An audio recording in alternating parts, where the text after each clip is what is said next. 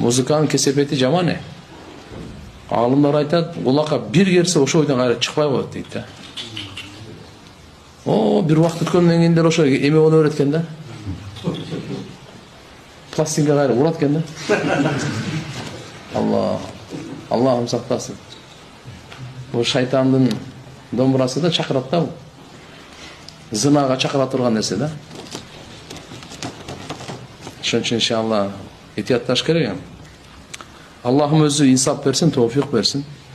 Адамдын жаралганына болжол менен миллион жыл болсо, жердин жаралганына миллиард жыл болсо, Алла Таалам качан кантип жаралган? Бул суроону мечиттин имамдарына берсем, урушуп салды.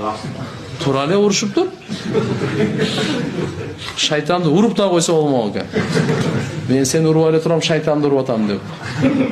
Мындай пайгамбарыбыз айтканда, шайтан мынаны ким жаратты, аны ким жаратты, анычы, тигиничи деп суроо берип, акыры ушуну сурайт дегенде айтат сага. Бардыгын мейли Алла жаратыптыр го, Алланы ким жаратты деп. Пайгамбарыбыз айт, ошондо айт деген. Не деп? Алла жаратуучу, ал жаралган эмес деп айтып.